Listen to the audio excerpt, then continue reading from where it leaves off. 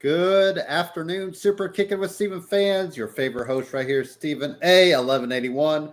Greg is going to join us. He just got the message, so he should be on his way here anytime soon.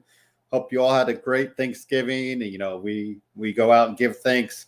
I give thanks for all the lovely viewers we've had on here, and the host Brittany's been a good part of this. Dan, thanks to him, and of course Damon, who gave me this podcasting space, which, we've been rocking for over a year and a half now. Had some good times on here, just talking up wrestling and AEW, WWE, always keeping it lighthearted. We critique when we need to, and we also give positive feedback when we need to. So I always feel like we're a fair shake on both ends of that. So, yes, as you can see, Greg's not here yet, but look at that. The tree is ready to go. So, when Greg gets in here, I'll have to share that in with him. Some things that, we saw this week, Brian Danielson, the heel side of him is really showing out. I think he even kicked out a tooth of Colt Cabana, so we'll have to talk that up. Roman Reigns with quite a line last night. That's where I want to start today. So once Greg hops on, we're going to talk about that line that he threw out there, because Roman's not one just to throw out line, just to, kind of give you a promo. I wonder if there is some truth there. So some other things, Big E, continues to roll as champion. We saw who stole the golden egg. Speaking of which, that is from Red Notice. So if you haven't seen that, it's a good little movie. Not anything spectacular. I watched it and it was like, oh yeah, it was fun. I think there will be a second one from the looks of it. I think they all kind of worked well together. So it wouldn't surprise me if we see a second Red Notice, and we will see what they will steal next if you haven't watched it yet. So also, some other things to watch. Get Back, the story of the Beatles. It's like you're a fly on the wall in the recording processors. There's little things, just like subtitles that might come up about what's going on, but you're literally watching, their story unfold, and so that's been really awesome to watch as well. So I'm sure Greg will have some things to share as well, but we could kind of get into some things that happened on Raw. We did have Dolph Ziggler defeat we had Riddle defeat Dolph Ziggler, and then you also had the Viper Pain tribute to Matt Riddle giving a little bro Derek on Robert Roode. So we're still kind of going there. Tag team titles right now, it's just RK Bro holding down the fort. Ziggler and Roode, chasing them. I would like to see Street Profits back in there, but Street Profits are back, kind of busy with AJ Styles and Omos. So here we go. Let's bring the man, the one Greg, on here to join us. Rocking his Arizona Wildcats warm-up jersey there. Greg, in case you missed it, the Tree Fairy did stop by. Nice. There you go. I turned off the inflatable here because it would be really damn loud. But yes, so my house is officially, let's see if we can go this direction. Yeah, there you go. Holy crap. You got a little sneak peek. December 1st will be my official unveiling, where I give you a little tour of my house. So tune in for that exciting news when the elf Steven shows up to give you a little tour of Steven Manor as it is. So, Greg, I was just talking up some things I'd been watching. So I did watch Red Notice. I enjoyed it, and I think there will be a second one just based off the ending. It feels like they all worked well together, like cast-wise. So I don't know what they'll steal next, but I'm sure they'll steal something. And also, I've been watching Get Back, the Beatles documentary, as far as that goes. So that's been really cool to see, because it's like you're a fly on the wall. There's no real document. There's no cut to people talking about it. It's literally just their studio magic working. So, but I did want to start here, Greg. So Roman Reigns last night in his promo was stated, "With my days are done," which could be sooner rather than later. I'm still the greatest and all that. And I thought, Roman's not one to throw out a line like that for no reason. And I got, we've been talking about Charlotte leaving, but Roman, if, I would think he might try Hollywood. Maybe he wants to go the Rock route. I don't think it's anytime soon, Greg. But if Roman's gone, that's a big chunk of, change. That's a big piece gone. But that line really caught, like at first, I saw people tweeting it. I was like, oh, I don't think I heard that. But then you listen to it and he said, when my days are done, and that could be sooner rather than later, unless he's just playing it up like, you need me here. But at the same time, like I said, who's to say he won't go away for a year, do a movie or two and then come back. But any thoughts on that line, Greg? Like, do you think he would just throw that out there for no reason, or do you think there's some validity to it? No, everything he says is calculated. So, if he drops that line, it's for a reason. I caught that when he said it too. And it made me shake my head. I was like, wait a minute. He's only in his, mid-30s? Mm-hmm. And looking at him in the peak of his physical condition, he's got a few more years worth of great matches ahead of him. Mm-hmm. And so I was thinking, is the contract coming up? Is it time to renew? Because if you remember on Raw, Roman was in Vince's office and they had a pretty insignificant chat. But the one thing that came through was Vince was talking about how the Dragon Egg was worth $100 million. And he said something along the lines of, or about as much as my next contract. So I was like, maybe that was a little something to do with that. Maybe it's time to renegotiate pretty soon. And, if Vince doesn't give him a number he likes, maybe he's out the door. But yeah, he doesn't drop a line like that for no reason. So, but I would think it'd be Hollywood. Like, I think you would go the Rock route and see what. Like, I can't imagine him jumping ship to AEW. Right? I mean, can you imagine if he did that? I mean, that would totally turn the tide. I mean, if the tide's, the tide is already washing up on the shore, like that would, completely change the game. Would you think that would change it more so than Charlotte, though? Yeah. That's right. That's what I think. Like Charlotte leaving. I mean, if she went to AEW, that would give so much star power to their women's division. And you already got Britt Baker, but Charlotte. Honestly, Charlotte's probably on another level than Britt. If you're really, considering it. I mean, Britt's working her way up, but she hasn't had that. Like now, granted, she has had some of the more hardcore matches, and that's where Charlotte, I think, would. I'd be curious if Charlotte want to venture that route.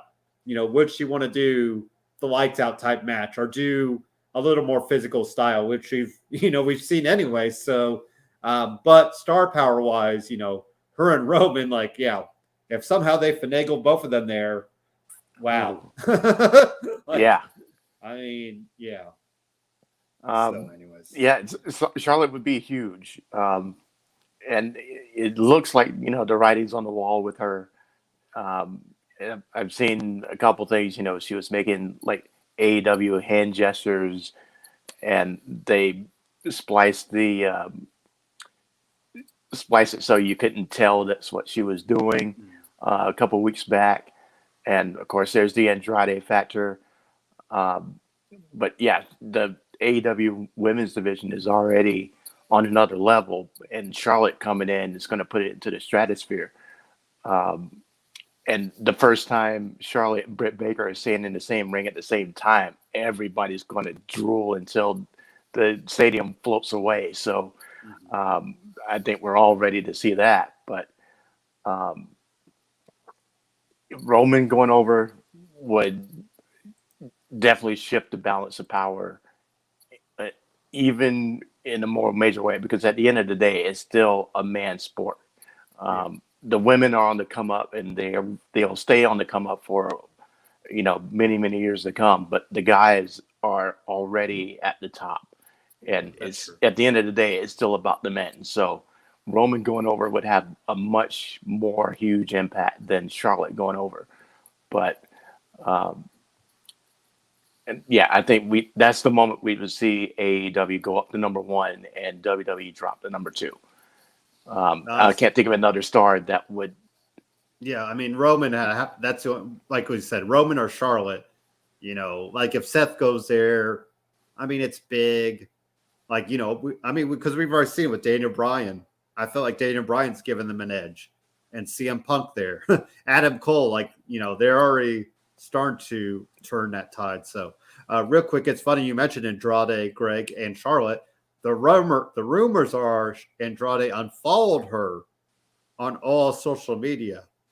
Which we all know is never a good sign if you're together or if you're on a team, or I don't know. So now I haven't checked lately. That's just what I just saw that come through a couple days ago. And of course they were engaged and in love, and she calls him too poppy. That means your dad, which is always weird. But Charlotte, to me, Greg, dating wise, I know this is going to sound horrible. I think she always looks for that father figure type, which is fine because she never had, grown up. Let's face it, Rick was probably never home. So I see why she looks for the guys that she does. But, that's a whole nother ball of wax. But, yeah, I haven't checked lately if they're following each other. But so maybe she wanted jump ship there because I don't know if you'd want to be in the same company as an ex. And depending on how how it went down. So yes, but anyways, that was interesting that came on the wire. So let's jump into Raw, Greg. I started with Riddle and Dolph Ziggler, but let's just get into the big story, which was the egg, because we saw that from Survivor Series that someone had took the egg, which was Rock's gift to Vince McMahon, Greg, which was the Rock's way of showing up for Survivor Series through the power of Cleopatra's egg. Anyway, so they actually ended it quite quickly, I thought. They kind of gave it to us, was it the second hour-ish? Oh yeah, Sami Zayn knew who had it. It was Austin Theory. So Austin Theory got the title shot over Sami Zayn, but we did see Sami Zayn win last night to go against Roman Reigns, but they also announced a return of Brock Lesnar, Greg. So Sami Zayn is going to get killed by Brock Lesnar before his match even happens next week. I think we can all see that coming. But Austin Theory, Big E, I thought, Big E's doing like we said, Big E's doing the side quest because, we got Seth in the background. I feel like Kevin Owens is going to get another title shot. Maybe that day 1 pay-per-view coming up in January. Maybe like a Raw, maybe the week of that Raw or something. But, Austin Theory, I mean, they are obviously high on him to give him that type of deal. So, Greg, what do you think about Big E and Austin Theory? Any thoughts, Austin Theory being the egg holder? Did you like that? Hate it? It gave him a good – they're definitely putting a shine on Theory, and they're slowly working him up, and you could tell that Vince really is high on him. So – it's a slow burn, but I wouldn't be surprised if Theory's like, U.S. title holder in the next couple months, maybe WrestleMania time, and then keeps rolling Money in the Bank. I mean, it feels like he's on that slow train towards, superstardom. So what do you think about Austin Theory being the egg holder though, Greg? The way they put it into the storyline, fits his character. I wanted to take the selfie with it, and it was too busy, so I took it with me. All stuff that's what he would say. You could picture it, in retrospect, and I like it just because it's something new. I'm loving what they're doing with Austin Theory right now. I was rolling my eyes at him down in NXT, but it's one of those cases where they've done a lot more with him, and it's a lot better once he got to the main roster than when he was in NXT. The guy's looking like $1 million. I'm loving his angles, doing the selfie bit while still having good matches. And he's a fresh face. His moves are looking good. He's looking a lot better than he did in NXT.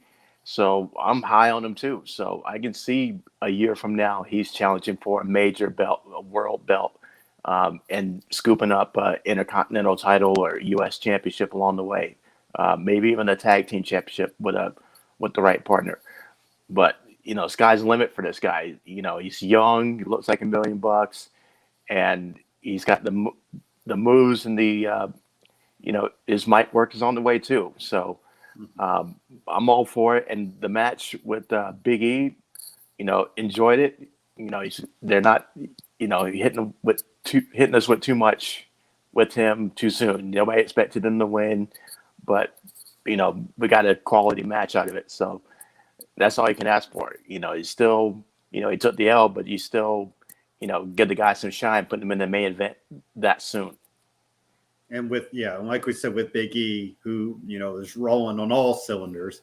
I was going to say, Greg, we always talk about, NXT stars come up the main roster and get destroyed. But you look at the current crop, Riddle is doing good stuff with,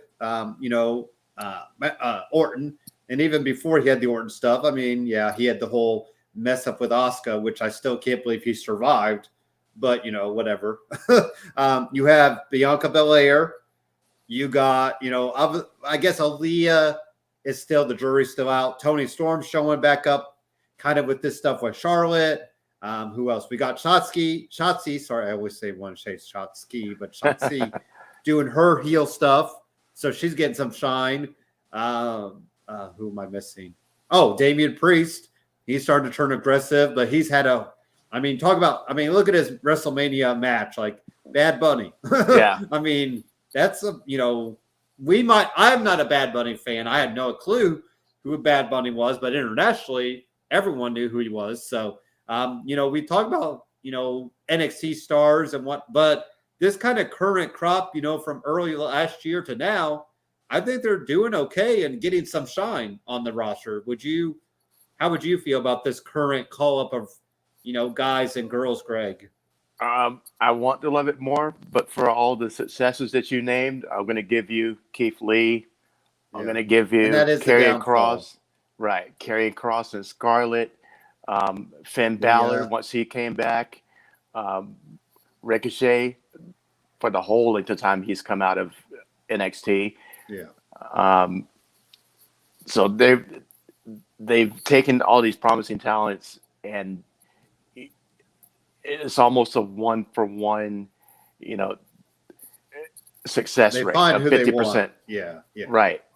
And all these guys given the right, push, the right angle, could all succeed. There's no reason Karrion Kross should not have been able to succeed on the main roster. There's no reason that Keith Lee should not have been able to shine on the main roster. He did for a few minutes when they did the invasion angle from NXT. Mm-hmm. Yep. There's no reason that, the Iconics, when they came out, they should be tag team champions right now. Mm-hmm. There was just everybody out of there. The roster should be full of star talent off of what you brought out of NXT. And for the next generation, exactly. For the next few years. So. And the Iconics that came out are tag team champions in Impact Wrestling if we ever get around to watching that, Greg. So there we go. Hey. Now the inspiration.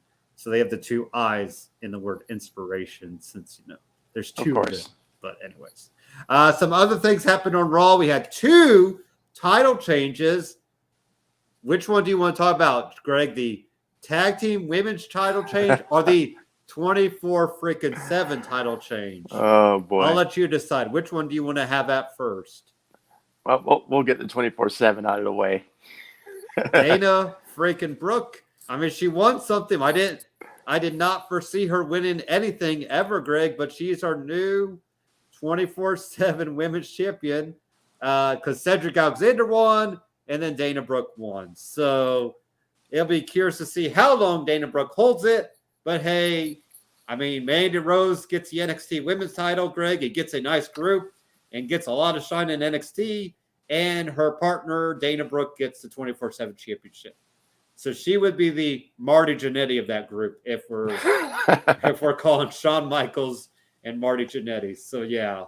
But hey, happy for Dana. I mean, I could tell Dana Brooke really does work her butt off. And that's the thing. It's like every once in a while you're like, okay, just give them, let them succeed somehow. Don't just let her be in the back and catering or showing up and done like.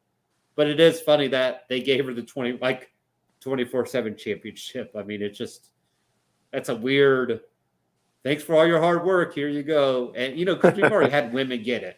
Like if she was the first woman to get it, that'd be a little higher. But wasn't. I mean, we've seen, already some women. I mean, Carmella had it for a hot minute or something, and Corey Graves and Byron and.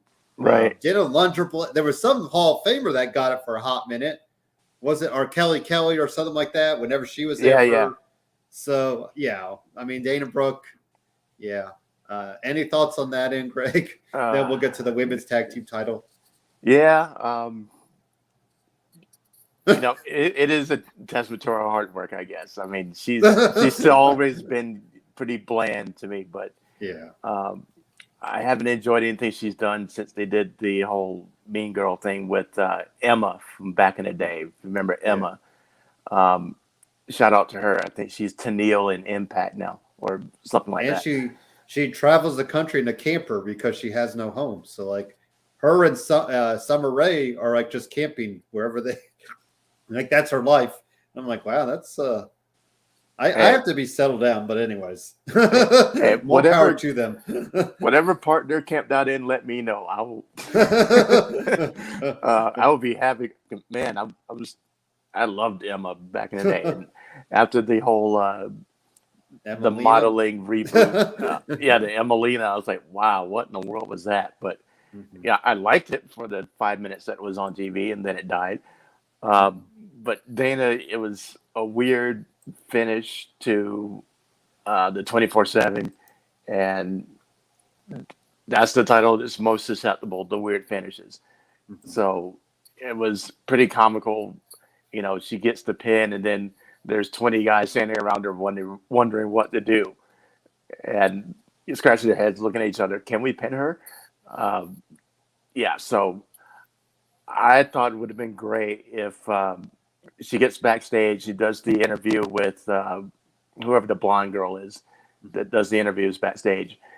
And while she's talking about, how happy she is, she just got the belt. If the interviewer had knocked her out with the microphone or something, it knocked her out with the microphone or rolled her up and took it for herself. That's kind of what I was waiting for, and it didn't happen. But you assume R-Truth is going to get it back from her, right? Yeah, something. 60th title reign. Nobody will ever catch that. So anyways. So it was funny, but congratulations, Dana. Whatever. The women's tag team side, I mean, we called this, Greg, that Nikki Ash and Rhea are officially out as champions.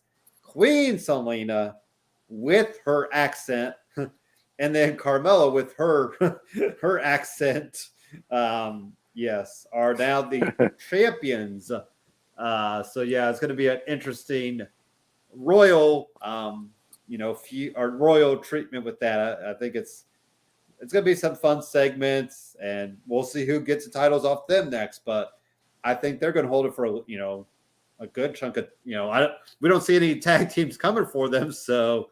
Unfortunately, we'll just have to recycle the Nikki Ash and Rhea Ripley for a couple more matches until we figure out, Natalya and Tamina again, no, they're on different brands, so they can't even be together. They went together because Vince said all superstars could be on that Raw after SmackDown or after Survivor Series, but we didn't see any crossover last night. So, it'll be fun because I do love that. The character work that Selena, between her and Woods, they must just got together backstage and been practicing these accents. So, And I know her and Woods on Up, Up, Down, Down, you could tell there's a good friendship there. So, I'm wondering if they're trying to out-rib each other with the accent and who could get more video game-esque. because they both love video games as well, and you could tell they're really taking that aspect of it like a character. So, yeah, Greg. I mean, like we said, we called it weeks ago, and I mean they had to pull the trigger sooner rather than later, in which they did. So, thoughts on that end?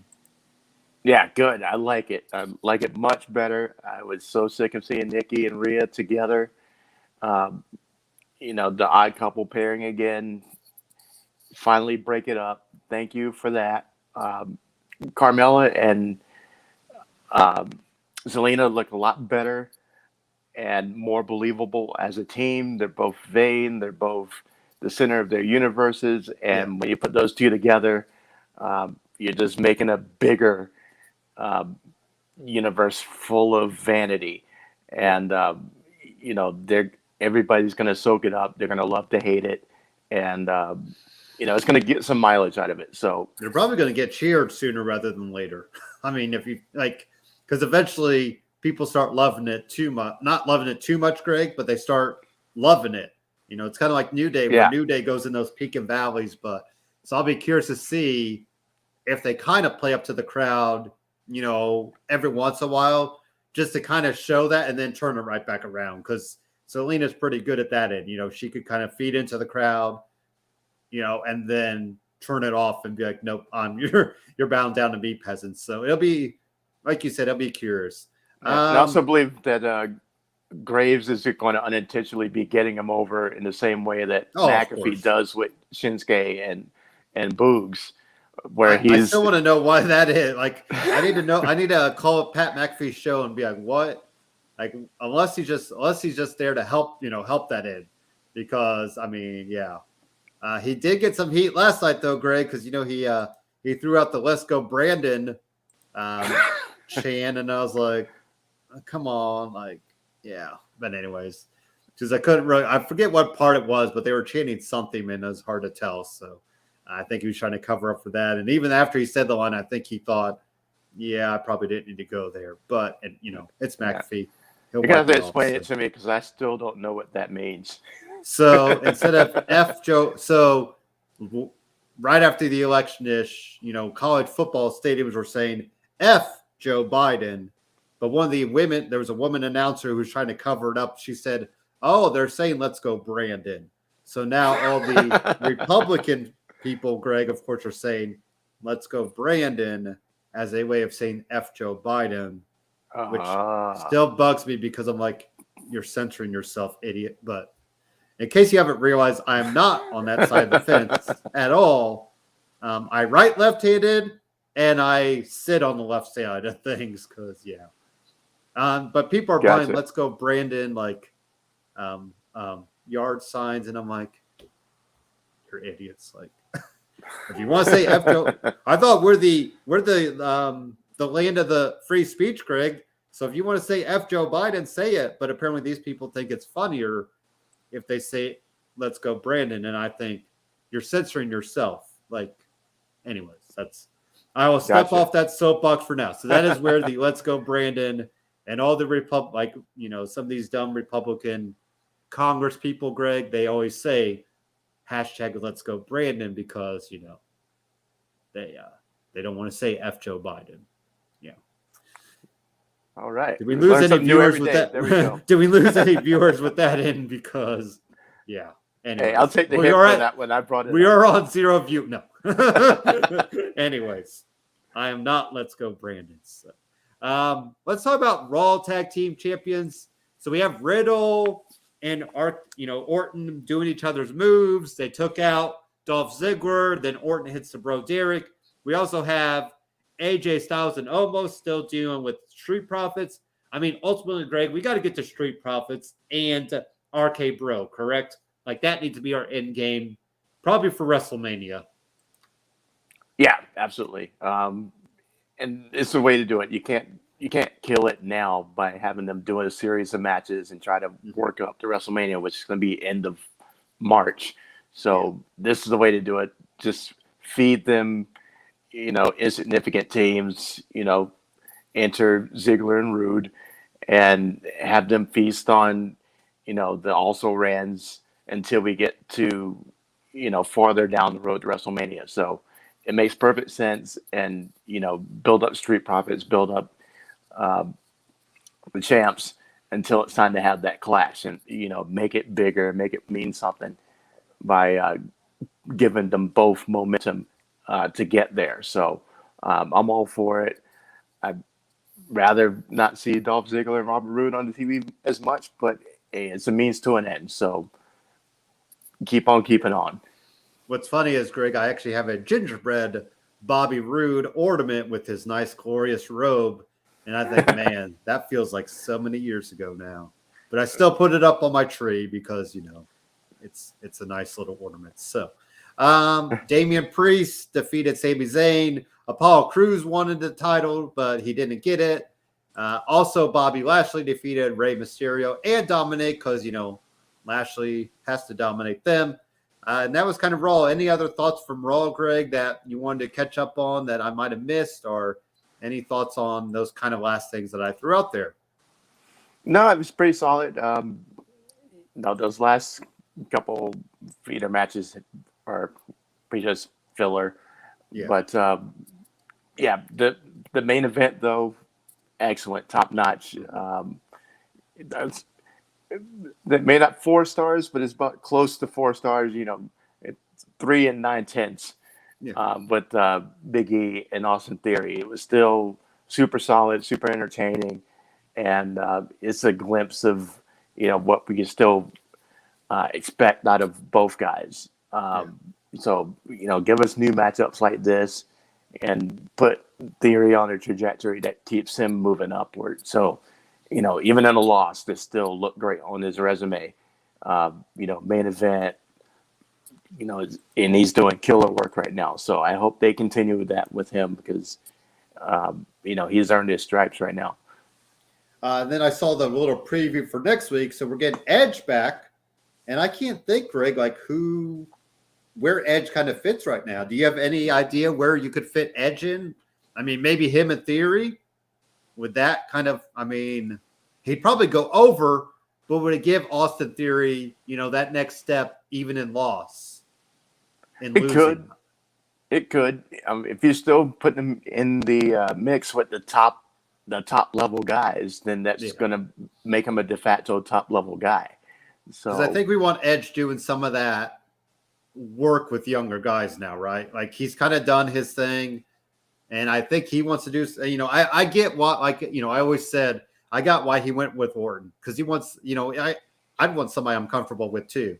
Like, me and you talk, I don't want a random person on here to talk with. Like me and you have had good chemistry. So I understand, I think a lot of people want AJ Styles in him, and that'd be fine too. But I think the almost factor kind of still's there. So, we're going to have Edge overcome both those guys. So I'm kind of wondering if maybe Austin Theory and him might have a run in, even if it's not a match, it still gives Austin Theory that little, that next step with somebody, like you said, on that level of Edge, right. Him saying, "Oh, I want to take a selfie with you," and then just lays him out with the forearm and walks away or something, kind of don't have the fight yet, but you keep, you're there, kind of showing that it could happen. So, what I'd like to see, and it's, I know I'm testing the universe by putting it out there because it has the makings of disaster on it, but a mentorship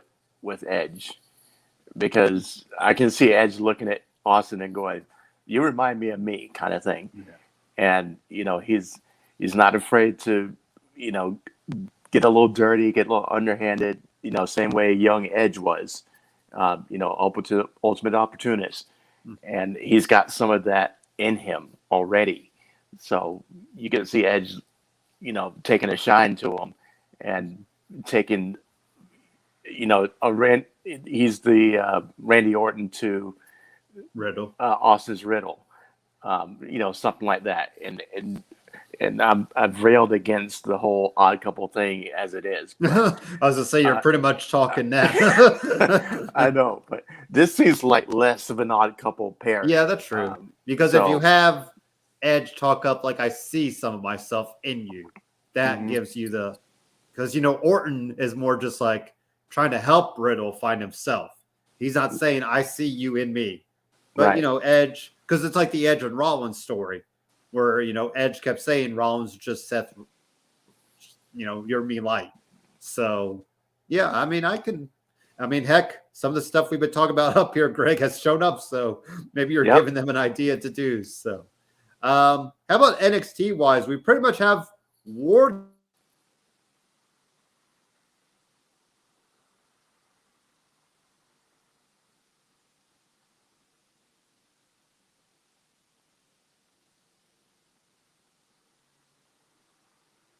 Uh-oh. Are you there?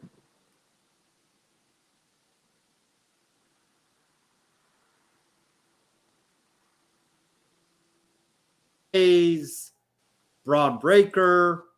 Am I missing? I need to look up. I'm not seeing where, of course, they don't have War Games because it's NXT, and why would they have that? Oh, here we go. Now I see the picture. So LA Knight, which is weird to put him on the old school team, but whatever.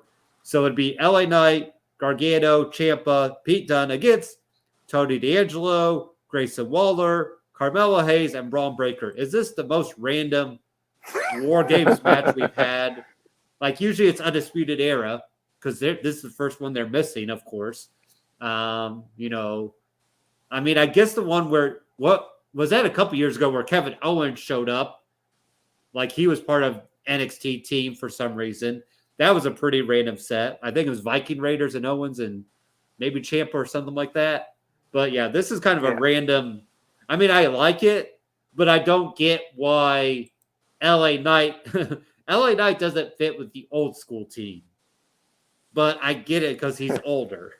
It's a weird dynamic. So maybe he could get taken out by somebody and maybe I don't know. But anyways, so Greg, what do we think about this War Games? And then we'll talk about the women's. We won't have to predict anything, but we could talk about the women's side of things because they're kind of weird teams as well. There's just an odd. I feel like we're forcing the teams, I guess, is what we're really saying. Yeah, that's exactly it. They're forcing the men's side for sure. And I think they're just taking it literally that the old school is the older guys, whereas everybody on the new school side is, barely looks out of high school. Yeah, so that's true. I think that's the whole intention of it. Me, I love my dude LA Knight in anything main event. So I'm all for main it. Event. Yep, watch your mouth talking about him getting eliminated early. I need him on that microphone. I need him in the main event. So give me that. Give me all of that. This time I feel like couldn't the women main event over the men? They could. Because you feel like Mandy Rose is on a higher tier with Toxic Attraction. So I almost wonder if they might throw. And I mean, you got Raquel, Io Shirai. Who were the other? I was trying to think of the other women. Cora Jade, and then Kaylee Ray against Toxic Attraction and Dakota Kai, who is pulling. I've now finally kind of watched it, Greg, some weird, like trance-like character, whatever she's doing now. But yeah, it's kind of weird for her to do. But I guess we'll see it in War Games. So, what about the women's side of things? I mean, I guess these women make sense in a way because they're really your top 8 women, right. And then you're giving Cora Jade a chance to shine with them. So at least this feels like it's a little more cohesive than the men's. The men's was like, oh, we got War Games coming up here. Let's just throw our top guys, we're our top guys that we think. Because Grayson Waller doesn't feel like he's at that level with Braun and Ciampa and Pete Dunne yet. So, but the women's side, Greg, what do you think about the women's side? Then we'll kind of touch up on some other things that happened on NXT. Yeah, and I agree with you. The women should headline. They have a lot more star power. It's a lot more. It makes a lot more sense because you have a 3-woman team with Toxic Attraction, and Dakota. Making a solid heel squad, and then the faces that are going against them, have been embroiled in those rivalries for a while, and it makes a lot more sense, a lot more believable, and it's Um, we'll look forward to that more than what's going on the men's side. So I agree with you. It should be the main event. And the way they've reshuffled everything and the ratings for NXT are bottoming out as it is, what's it going to harm at this point? So yeah, I definitely think it should be the main event, and this is a much better looking match than what the men have going. Some other things, I was trying to see what other things happened on NXT 2.0. We also looked like maybe there's little cracks in the foundation of Indy Hartwell and Parada, because Indy's still heartbroken over Dexter breaking his hand. He can't draw, Greg. He can't get his thoughts out. So, that's man. I mean, I was thinking this, he just can't do it. But anyway, so Casey and Caden pick up the surprise win. That's probably an upset, I think. Do you think that's an upset there, Greg, for Casey and Caden to pick up a win there? They've been pushing them for a while, and they've been looking. They look like a solid team. I mean, they are miniature and less annoying versions of the Iconics with their dances and their cuteness factor, like off the charts. Speaking of teams that could challenge for the tag team championships on the main roster, I wouldn't mind seeing them come up. Yeah. So, I think it's a good win. I'm not surprised that they got the win. They've been doing it for a while, and when they're in the ring together, they're solid. So I like them, and I hope they keep on that trajectory.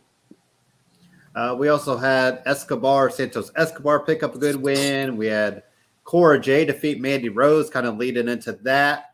And I believe we'll get Kaylee Ray and Dakota Kai facing each other for who gets the advantage in the women's match. So, it's shown that Cora Jade is, they're getting her on a nice trajectory too, Greg. Also, Ivy Nile picked up a win. Who else? Josh Briggs and Brooks Jensen. They defeated Grizzled Young Veterans. Kind of a surprise win for them. But we're getting some other tag teams involved. GYV, Greg, I don't know if they're going to be back to their prominence like they once were. Do you think they're kind of the gatekeepers now for NXT, and they just have to, kind of lose to up and coming teams and maybe pick up some wins here and there, like Imperium? Well, Imperium are champions, so obviously they're okay. But yeah, GYV, Greg, they might be on the downside now, won't they? I know that bums me out because I love GYV, and they've been taking losses to everybody. Yeah. So I don't like it. I don't understand it, especially against a team like Brooks and Jensen or whatever their names are. I get it. You wanted to get them over against some more seasoned guys, but GYV deserves a lot better than what they're getting. It was part of just the paying your dues and helping your fellow man out, so to speak. But I'm still not a fan of it. I think they'd be better served going back to NXT UK and being what they were, because I think they're being wasted on the right now. But they're definitely the gatekeepers for sure. And then Carmelo Hayes picked up a win over Gargano and Dunn, which was good to see, because that's the type of win, Carmelo needs to keep making his name bigger. Him and Trick Williams kind of picking up those wins there. So Tony D'Angelo involved himself, which is why we got the old school and new school guys going at it. So, and I believe they said there's a vote to see who will be in the men's side of things, Greg, as far as, who will be in the ladder match on Tuesday, to see which side which side gets the advantage in War Games, because that is actually next week. And we will be live on Sunday because I have to be out all day Saturday, and I just rather pick up things on Sunday. So we'll predict War Games on Sunday morning and give you all the lowdown on that. Any other NXT thoughts, Greg, that I might have missed that you'd like to throw out there? No, just still sad to watch what NXT has devolved into. Oh yeah, we didn't cover the whole hair versus hair. I wasn't thinking that. I was thinking the whole Braun Strowman I saw a clip of the Braun Strowman coming out when Ciampa was calling somebody, or the Who's Next. Was I seeing that right, or was that a was it Braun Strowman? Yeah. Unless I was watching a made-up fan video, it's like he was in the ring calling out, Who's Next, and Strowman came out. That. Yeah, I did not remember seeing that, and I don't. Yeah, because I thought Strowman went over to Impact, so I was a little confused when I watched it last night because I was watching. I'd be curious to see what clips you were watching because that did not happen. Okay, good. I was like, no, yeah. So maybe it was concert.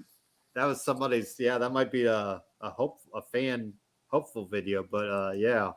The only good thing that I drew from that was maybe that means that they would change Braun Breaker's name because you can't have two Brauns on the same show. That's true. At least they're different spellings. I mean, so we could tell them apart that way. But that fan must have really wanted Strowman to challenge for the NXT title. Apparently. So SmackDown wise, we talked about Roman Reigns. He was out there at the beginning. There was the Sami Zayn won the Battle Royal Invitational. No Drew in there, Greg, which was interesting. Drew did come out though and swung his sword around trying to eliminate guys, but he was not on the actual paper.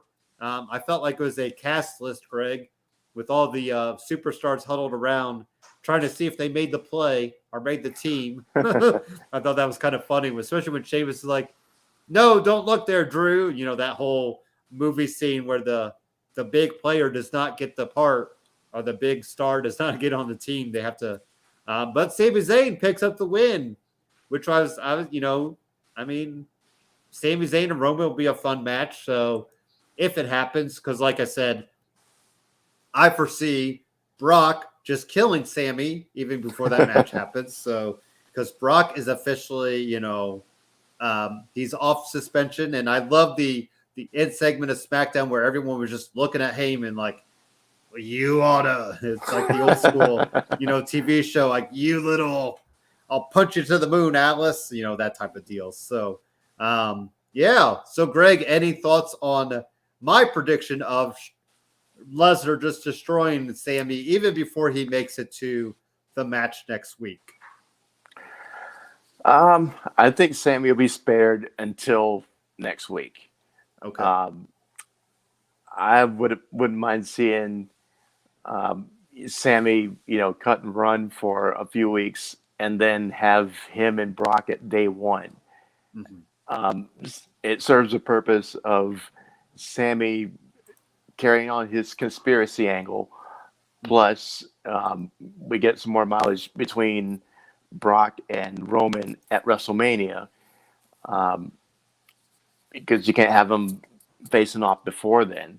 Yeah. And he would be another, space filler in between. So yeah, I think that would be the best road for them. So you can't kill Sammy yet, and have them go day one. Roman faces somebody else, and then you only have 2 pay-per-views to go until you get to the big show, and then we get Brock and I want to keep on saying Brock and Rock, but Brock and Roman head to head for all the marbles. Mm-hmm. Yeah, that kind of feels like where we're going. I could still see Drew sneaking in there, though. I feel like Drew, now that he's starting to get screwed over, does that push him up the ladder? We thought Jeff Hardy would pick up the win last night, which I would have been okay with, but, I like Sami Zayn sneaking out the win. Speaking of Drew McIntyre, Jeff Hardy did defeat Madcap Moss and Happy Corbin. How about Cesaro picking up the win over Ridge Holland, Greg? Kind of surprised there. I'm guessing Ridge and Sheamus will just get the victory over Cesaro here in the next couple weeks, but Cesaro and Ridge and Sheamus, all the international flavor there. You just need Drew in there. You can have an old League of Nations 2.0 if we wanted to go that route. It was so successful last time with Del Rio, Sheamus, Del Rio, Barrett, Rusev, and was it Sheamus maybe? Something like that. But yeah, good old League of Nations. So, but what about Ridge Holland? I thought he looked okay, with Cesaro, but Cesaro picks up the win, Greg. Yeah, it's the way it should be.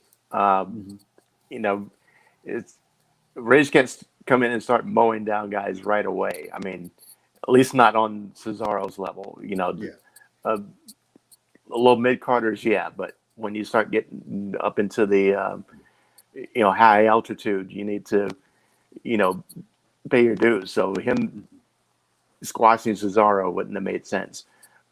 Still, they had a good match, and Ridge still is a little green, but this is where the relationship with Sheamus comes in, and so you're going to have a build with him, and a year from now he's going to be Sheamus 2.0. So I'm not surprised it ended that way. I was expecting him to either beat Ridge or win by disqualification after they jump him. So I had him the same outcome, just in two different scenarios. Yeah. And they don't have any music for Ridge yet because he came out to Sheamus. So you wonder, when he'll get his own thing there. But Angel Garza defeated Rick Boogs in the Thanksgiving leftovers match.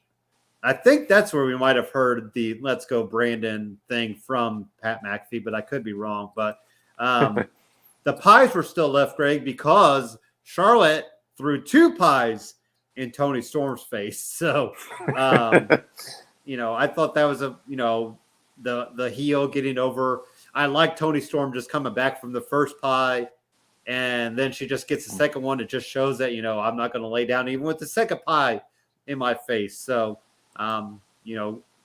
stuff there.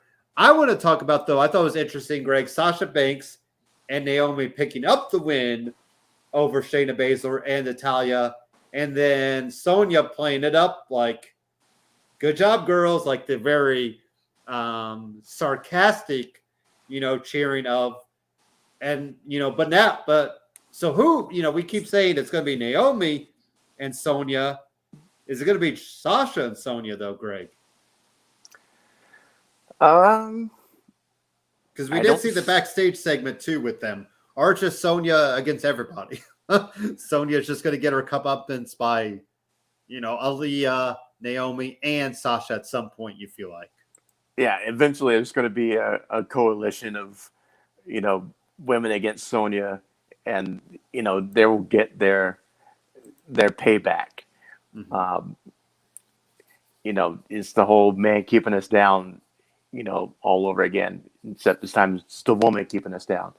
Yeah. And Sasha's the one who can, kind of change the narrative on it. So pulling her in, I can see it, but with Sasha, we always wonder if it's real. So I'm curious to see how it's going to turn out. I'm very, I'll be looking forward to seeing how the storyline plays. And we probably still got to throw Aaliyah back in there because, she was kind of screwed over too. So it'll be, maybe we do a 3-on-3 somehow, and that forces Sonya out of power or something like that. But that's, and then like we said, Sami Zayn won the Black Friday Battle Royale Invitational, but Brock was the big spoiler there that he will be coming back.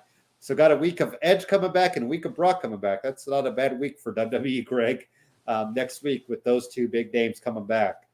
We know Brock's agenda, but we don't know Edge's. So I'd be interested to see there. Anything else from SmackDown that you wanted to get me caught up on that I might have missed, Greg? Nope, I think we're good. I'm excited to see Brock come back. Brock's my guy, and he's going to come back and he's going to destroy things. And It's like the And old. we still got the Heyman factor.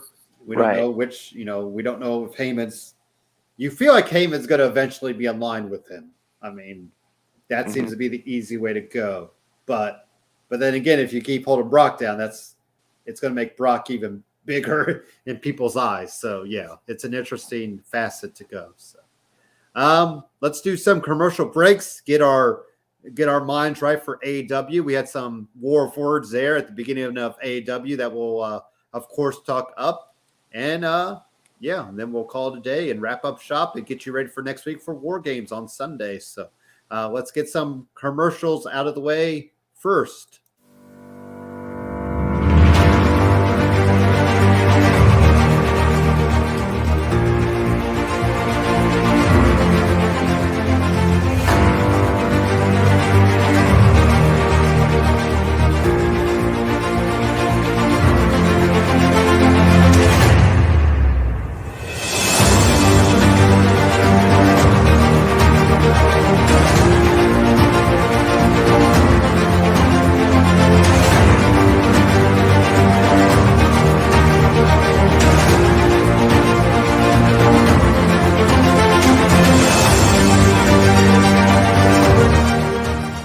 What's up, everybody? It's your boy Dan over at BWSports1.com and Black and White Sports. And I'm wondering if you're ready to buy or sell that home, now's the time, and I got just the person for you. Mr. Sean Nugent, a.k.a. Rockstar Realtor himself. 317-503-8322. Put that home on the market. Get into your dream home with this man. Talk to Sean at Talk to Tucker today, 317-503-8322, and make sure you tell him the boys over at BWSports1.com sent you.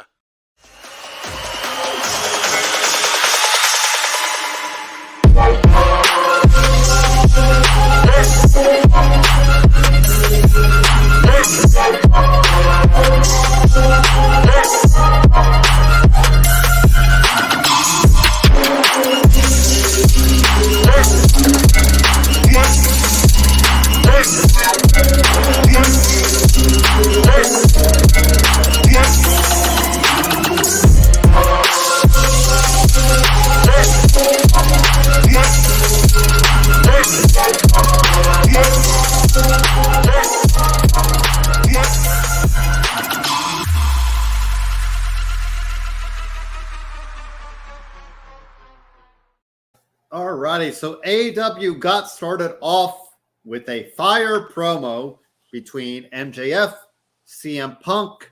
I thought maybe we might just play up the CM Punk doesn't want to go to war with him because he knows he can outdo him, which I think he did. You had the line of CM Punk telling MJF, "You think you're somebody when in fact you're a less famous Miz," and then you also had MJF dropping bombs like, "Well, you're just the guy that coming out that should be preaching hustle, loyalty, and respect." So called him a John Cena wannabe. But at the end of the day, it was CM Punk who said the only way you'll become the number one guy is if your Tony Khan has a daughter and you marry her, which is of course a plug at Triple H. So I believe CM Punk won big time, Greg. I mean, MJF held his own. There's no doubt about it. But I thought CM Punk got the better of it. And that's not saying a lot because it's CM Punk. We know what he can do. So, I thought MJF held his own in a way, but also I thought MJF was a little taken aback at times. So, and of course, MJF is 25. I mean, or 26 maybe. CM Punk cut his promo at 30. I mean, the famous pipe bomb was probably about 30. Well, I guess it would be late 20s, but, guys still find their way here and there. So there's no doubt MJF can still do any, I think this is the first time that MJF, like I said, was really with somebody who could outdo him and probably realized, I got a little more work to do. If Dusty Rhodes was there, he could give him a little more oomph. So what do you think, Greg, about the promo war between the two? Wow.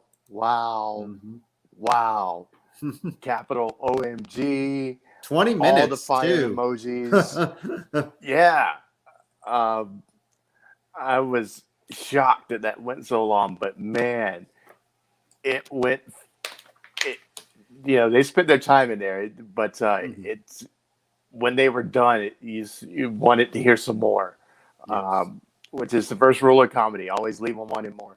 You did not want to see QT Marshall get his ass kicked by CM Punk, which happened, but whatever. Right, but at least it happened in short order because yes, well, it should have. I'd rather have 20 minutes.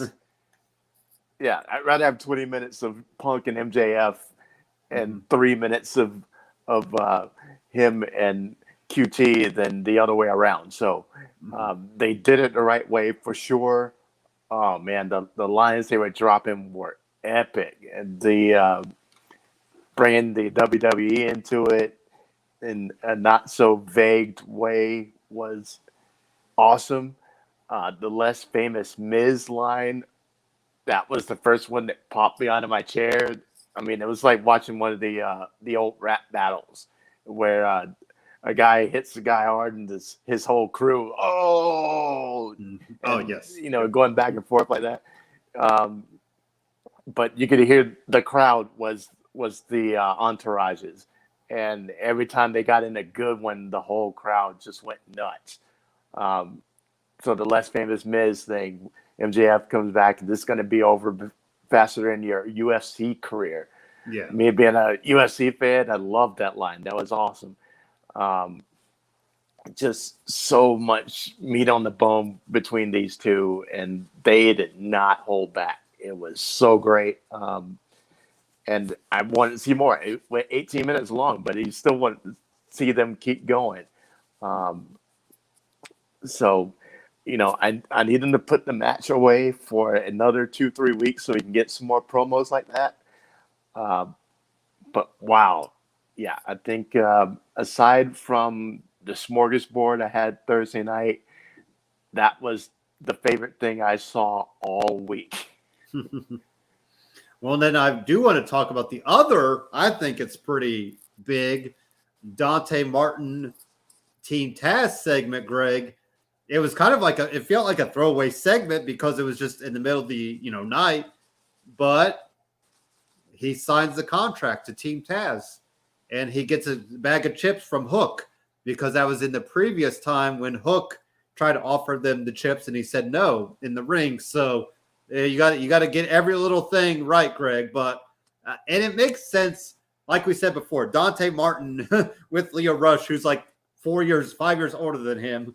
But then you have Taz, who's literally a ring veteran, however many years, and it's Taz, who is still my ECW Mount Rushmore, which we never go on that. But if we ever did, I mean, Taz is up there. But and then Absolutely. The brother of Dante Martin the next day put FTW as his profile picture. So it sounds like he could be in Team Taz as well. But doesn't that mean Leo Rush still needs backup if he's going to go against Team Taz, Greg?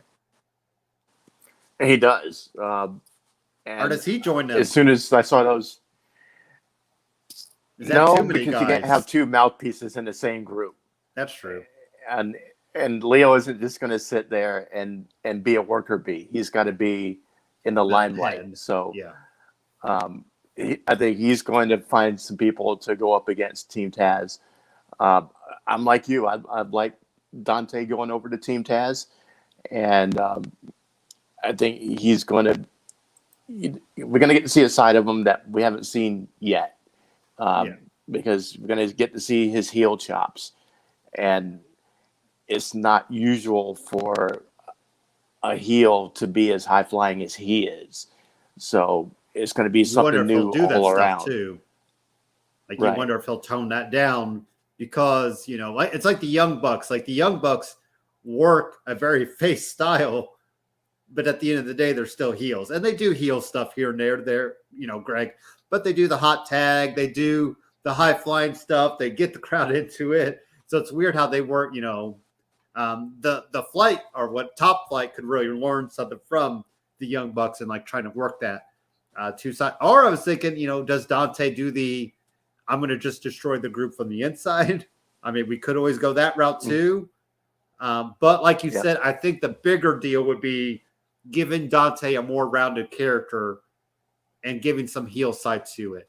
And I guess I almost thought Leo could join them if you maybe don't always have Taz available. So maybe Leo is that secondary voice, in the ring. Or, I don't know. But I'll be curious to see who Leo gets. I mean, Brian Cage still is out there. I mean, we haven't seen him. What? I guess they just forgot about Brian Cage, true. Greg, because we haven't seen him since he lost the FTW strap. Or you could have Ricky Starks get jealous of Dante and somehow, splinter the group. So there's routes you could go. But I thought that it's interesting because it was just a small segment, but there should be a bigger storyline out of it. So I was kind of surprised that they grew it the way they did. Go ahead. And also, when you think about the fact that we barely know the sound of Dante Martin's voice. Yeah. If this is a way him coming out of his shell and getting on the stick and showing another side of his personality,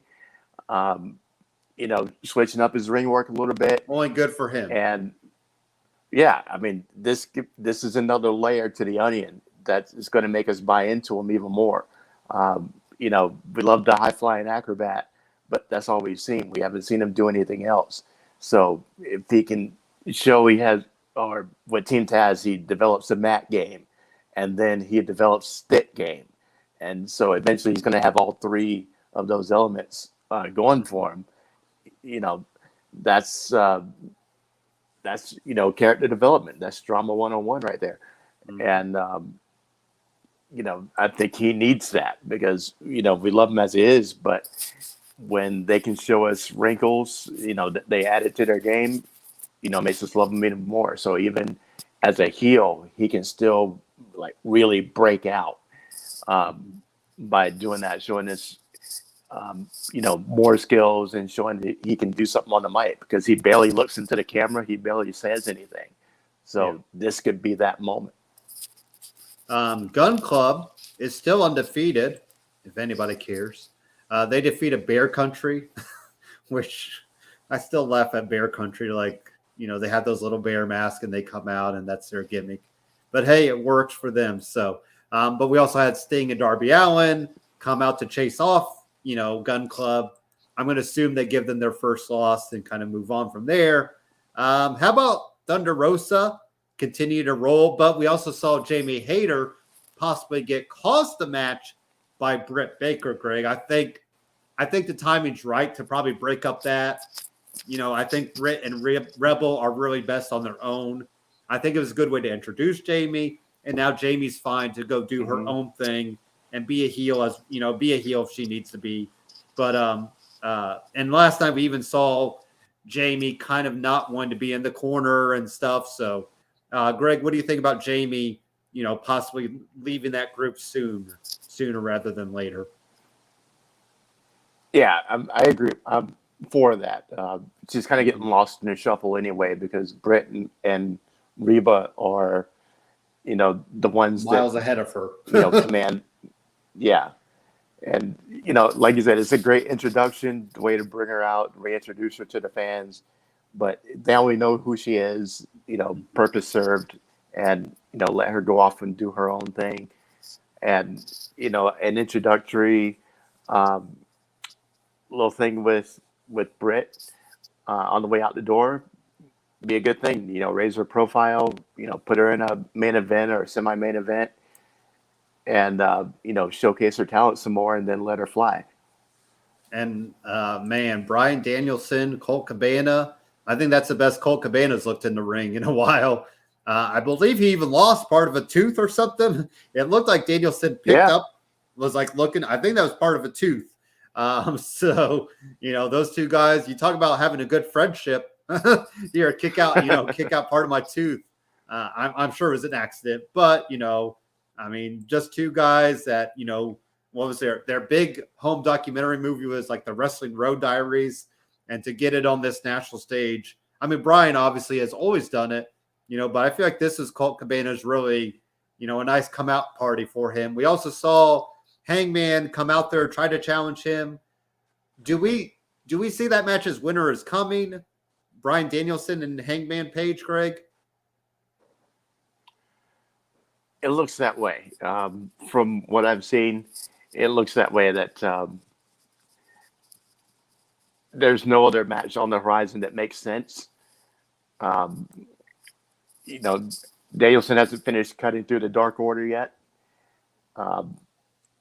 But it's going to take 5-6 more weeks to do that. And I don't think they're going to be willing to wait that long. Mm-hmm. So I think winner is coming is it. He's going to beat 10 this next week. And then winner is coming is another, 2 weeks away. Mm-hmm. So I think he can take out 2 more guys. He's getting somebody next week. I forget which one. Either 5 or 10. I think he's getting 5. Is that Alan or I can never remember their names, but no. I think he's getting number 5 next week. And like we said, if they could do some, I wonder if you do some DQ. Like, do you want Danielson to lose this early? Well, he's been out for 3 months, or in the organization for 3 months, almost 6, almost, yeah, because it was at almost 6, so half a year already. Was it All Out or? Yeah, it was All Out. Oh, it's only a few months. Sorry. So, okay, it's felt like he's been here forever. It has. He looks like such a natural there, and it's where he should have been a long time ago. But 3 months, 3.5, 4 months. That's a decent amount of time before you take your first loss. I see what they're doing with him, and I like his character. Making him, a jerk of a heel, but he is the guy that you can't beat, and he's going to, smash you on and talk smack to you while he's doing it. I enjoy those type of heels because when they take that loss, it feels better when you're watching it. It feels like a bigger payoff for the guy who gets the win. So, is it too soon? No. He can take one loss and nothing will change, especially if it's against Hangman. That's true. At the same time, if he wins and carries that persona while he's holding the championship, oh my goodness. People are going to hate him because of his attitude and because of the fact that he dethroned Hangman so soon. So it's a win-win on either side. Mm-hmm.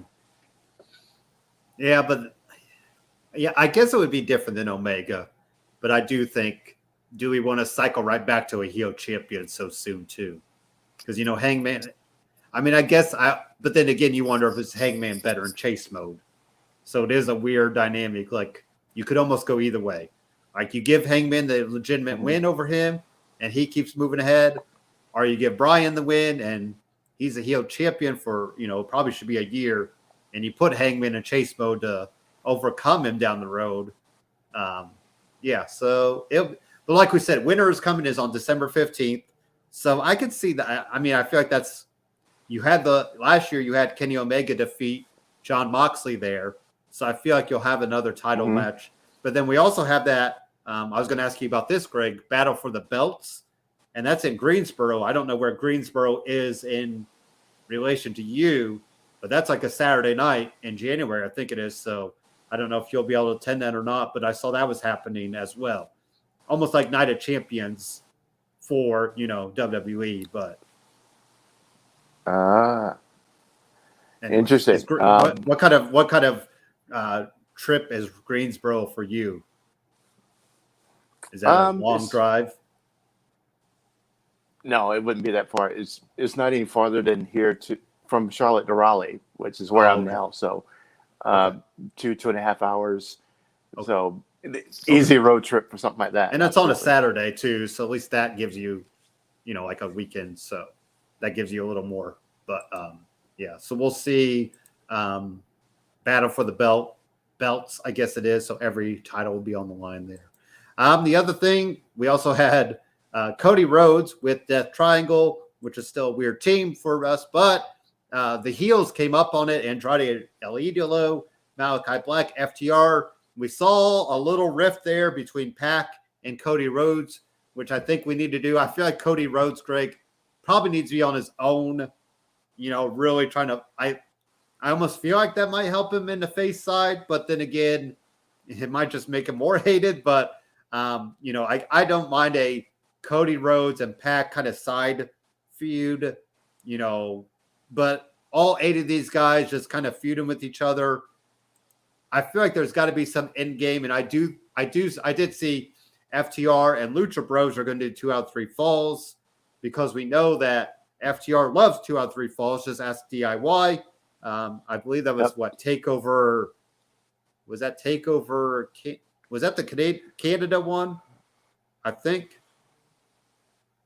Because there was a Takeover in Canada once. I know I but saw anyways, it, but I don't know where it was. Yeah, but that was that was they were both submission and they were trying to hold each other's hand. There was a lot of good stuff in there. But anyways, so we'll get Lucha Bros and FTR 2 out of 3 falls, I believe, for I don't know which title it is, Greg. One of the titles. We'll see if whichever title it is. But what do you think about the 8-man tag team battle? I mean, they just let them go at it.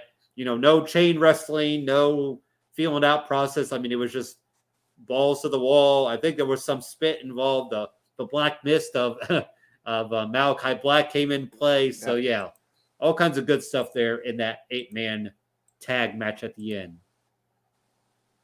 Yeah, I usually hate these matches with, 6, 8 men when they're not closely associated with each other. I mean, if it was, you have Death Triangle, who is, they are a threesome.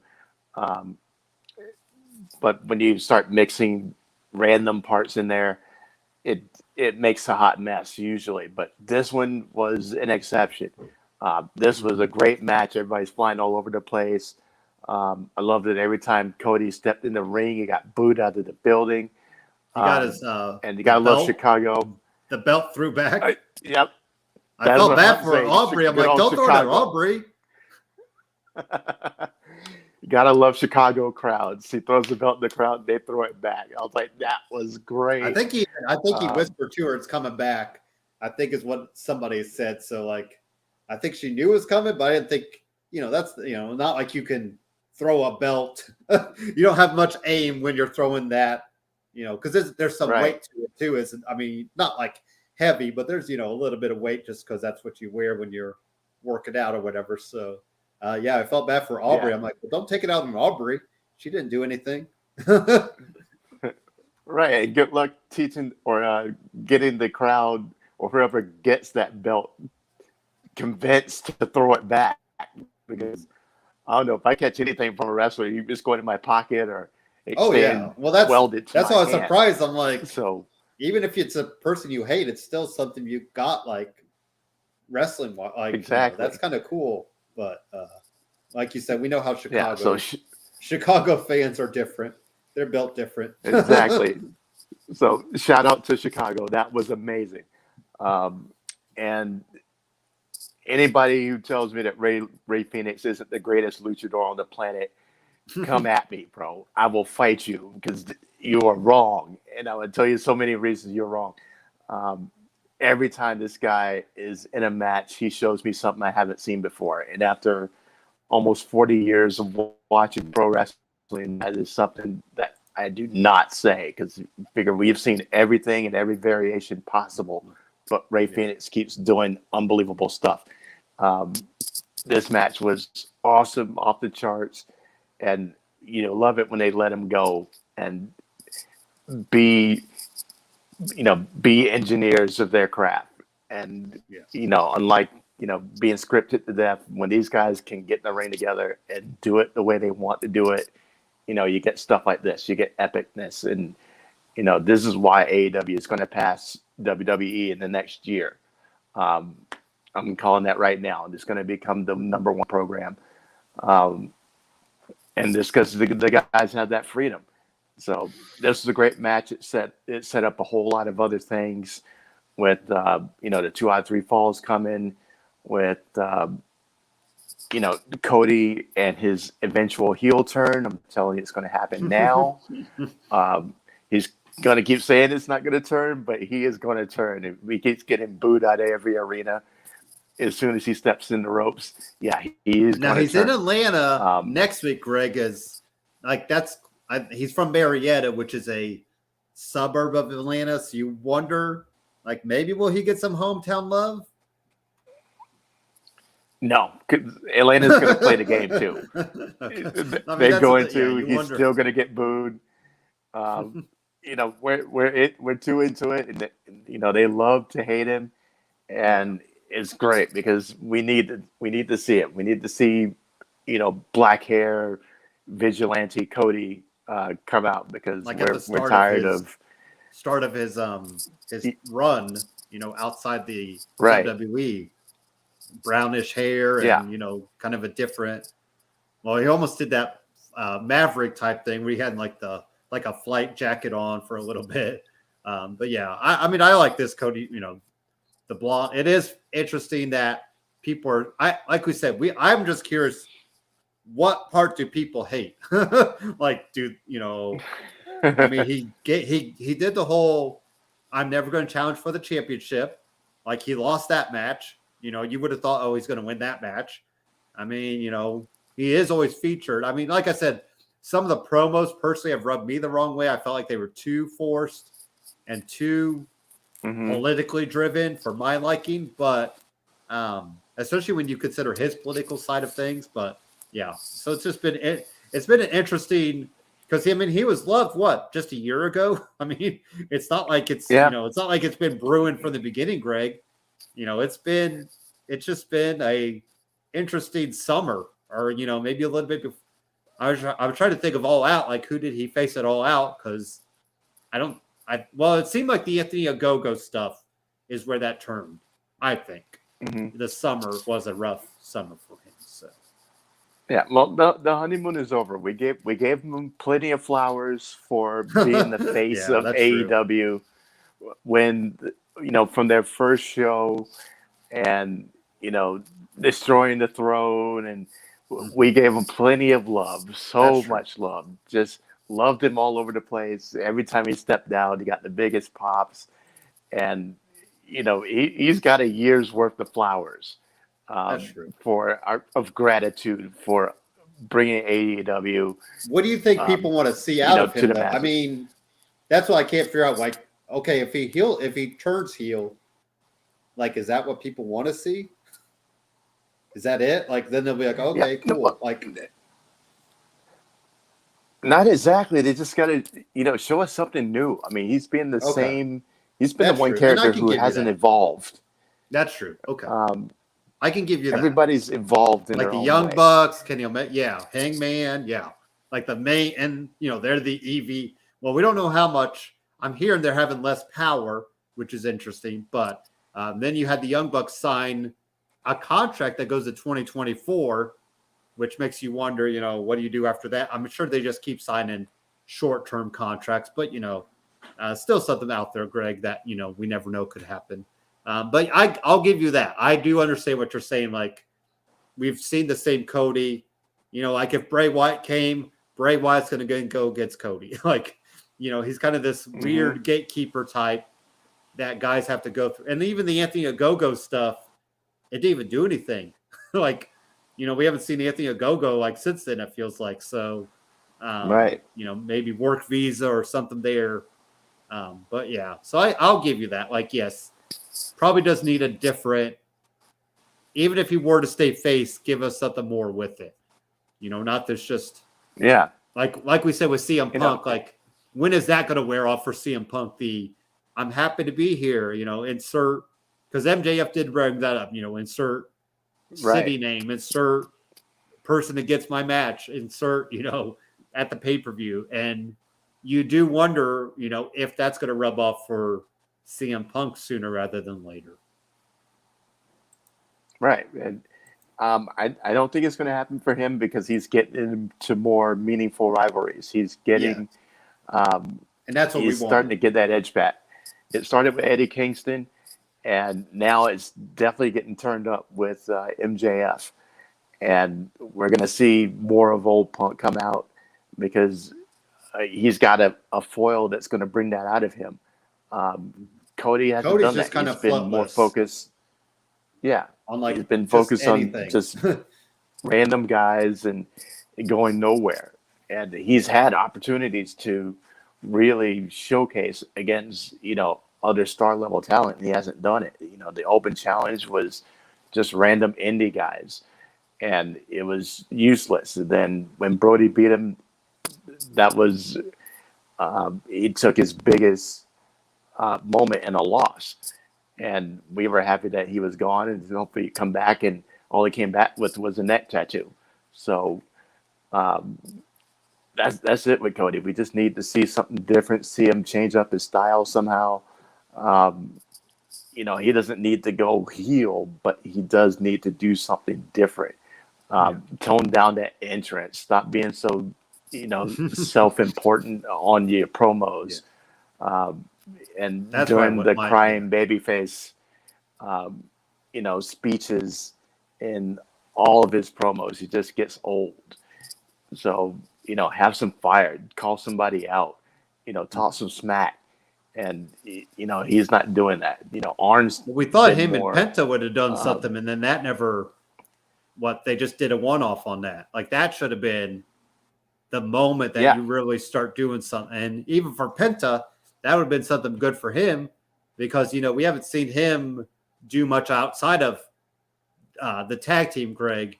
And like, Penta can probably do a lot more, and I kind of feel like he's probably been held down a little bit, and I'm sure he's loving just tag teaming with his brother. But at the same time, you wonder, does he want to do more outside of that, And even Ray Phoenix on the opposite end, I wonder if he wants to do more. Like you said, he could do stuff with Dante Martin. Him and Nick Jackson had a singles match that was like really good. I mean, or even Pac. Like Pac can fly when he needs to, but then he also, he's hard hitting. So it's like you got guys now. I mean, Ray Phoenix and Bryan Danielson. I mean, there's guys out there now that, could do stuff. So do some Rampage real quick, Greg, if you and then we'll finish up there. We saw Orange Cassidy and Wheeler Yuta, of course, lose because Wheeler Yuta loses everything. That's the big storyline on BTE as well. He has to watch his matches back and try to figure out where he's going wrong, and it's not helping. But Bobby Fish picked up the win, though, Greg. We kept talking.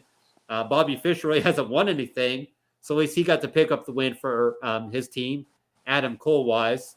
Any thoughts on that opening? I thought it was a pretty solid tag team match that took up most of that first hour, or most of that hour of Rampage. So good stuff there, I thought, Greg.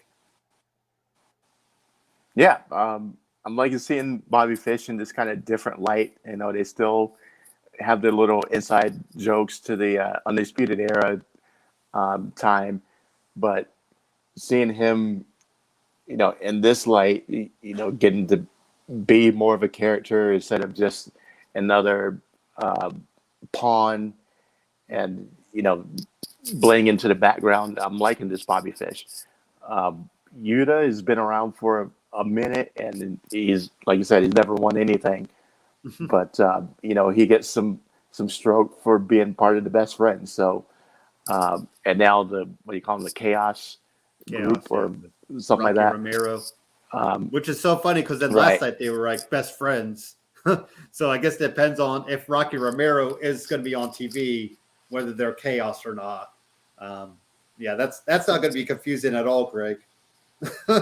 No, not at all. We do. I do think just it want is to see whose interesting. logo is at the bottom of the screen. Yeah, it is interesting why they have so many factions too, but that's a whole nother ball of wax for me in AW. But I guess that's what New Japan does. It is what it is. So, what else happened? Oh, what about Tony Nese? The premier athlete is going to challenge Sammy Guevara. I like Sammy Guevara kind of going against guys his size. I think that helps him as well. Maybe we'll get Lance Archer and him down the road, which Lance Archer, there's another guy, Greg, that we haven't seen anything from in a while. So, but yeah, I like Jay Lethal going at Sammy Guevara. We also, who else I was trying to think of who else went after him, but I think those type of guys are best fitted for Sammy Guevara right now. And like we said, giving Sammy Guevara that TNT title to really shine is important. So Tony Nese, Greg, and Sammy Guevara, any thoughts there? Yeah, naturally I'm curious about it. If they give Tony Nese a new character, new wrinkle to his game, if he comes in with a vest that is cut out for his abs, I'm going to turn his TV off right away. The 8-pack. But I saw from I saw from 205. The guy can go when he wants to, and so this is a moment where he can really show out. And against Sammy, he's going to look like $1 million. So I'm going to be anxious to see how it turns out. Expecting a great match, just because we've seen when these guys come over from WWE and are allowed their own devices, they do a great job. I haven't seen anybody really fail yet. When you think about it, even the 2.0 guys are really hitting their stride. So, and I didn't care for those guys at all. But what a difference the environment makes. So I'm expecting a great match with Sammy and Tony. And like I said, a year from now, AEW will be the top program on TV, period. Rio got a win over Britt Baker, so now she earns a title shot. That was a surprise there because you know how big Britt is. But at the same, and this is the old WWE trick, like, oh, they beat the champion. So that now they played it up like she had a Black Friday deal, which they really played up the Black Friday stuff a lot last night on Rampage, Greg. But yes, how about Rio pick up the win over Britt for a title shot? A little shocking. You don't expect anybody to beat Britt these days. And, even the ones who come in with some fanfare like Ruby Soho, they get their moment and then they lose. So Rio coming back, I know the crowd loves Rio, first ever champ. And it just seemed like the same formula that she was going to come in, have a good match and lose. So this was the most shocking moment of the night for me. It was seeing her come out and, squeak out a win. So, but good match. And I think they're going to elaborate on that even more when the title bout comes around. And then, speaking of 2.0, Greg, we had Eddie Kingston pick up win over their son, Daniel Garcia. And then, of course, Greg, Eddie Kingston always needs a tag team partner. So Jericho comes down to make the save. So it looks like we'll get Jericho and Eddie Kingston. I think, is that the battle of dad bods versus 2.0? Because, you got Jericho with his little dad bod. You got Eddie Kingston, obviously, with his dad bod. So, like you said, though, I like 2.0. They're kind of fun on BTE. They're the current BTE champion. So they have a title belt for that. And they talk up different stuff. It's funny because they're Canadian, but they have these, kind of New Jersey accents about them. So that's always, cool. Right. But Daniel Garcia, I thought he was getting some shine there, Greg, and now he's kind of, relegated a little bit back, I think. But, not a bad match for Kingston to pick up the win, gives him somebody other than Moxley. I know there was a pre-tape match. So everybody was saying, oh, John Moxley's back. But there was actually a match taped a month or so ago that was John Moxley and Eddie Kingston against Suzuki Gun, which is Lance Archer and Suzuki. So Moxley's not back yet, Greg, but he does have a match out there in case people want to see it. So best wishes to Moxley. Hopefully he's back sooner rather than later. I saw Renee Young has been tweeting from her new city. Looks like she's getting out and about in Cincinnati, which I think is still funny. Like, can you imagine just like seeing, her and Moxley like hanging out at Skyline, like in Cincinnati, Greg? 'Cause I don't know. I don't know if you know, but Skyline Chili is the big deal there in Cincinnati. It was founded there. So, I'd be curious to, it'd be a lot different than seeing them in Cincinnati than, Vegas, I feel like. So, but anyway, some thoughts on 2.0 against Jericho and Kingston, Greg. I'm guessing that'll happen maybe next Rampage or Dynamite.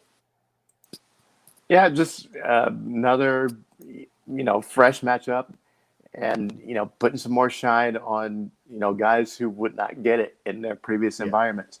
2.0 barely got a backstage segment in WWE.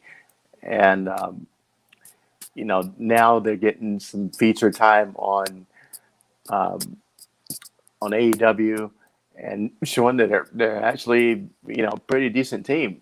And you add in their, comic chops and their ability to be antagonistic. It all works. There's a lot of mileage to go. Yeah, it does work. And I was a little surprised because from the little bit I saw of them in NXT, floating around backstage, I was like, why are these guys even here? But, now we see it. And, it's good. I'm liking it. And, rising tide lifts all boats. So Kingston and Jericho are going to make these guys look like $1 million. And, everybody's going to get and they'll better, make them look like $1 million with selling. And then Daniel Garcia, he kind of remind me of Lance Storm, where he's just going to go out there and, be serious.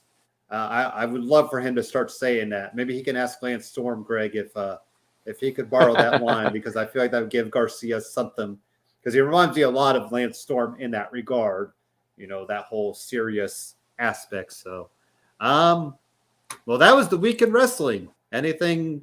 I know I think we overstuffed on food, Greg, so I wanted to give a lighter show today.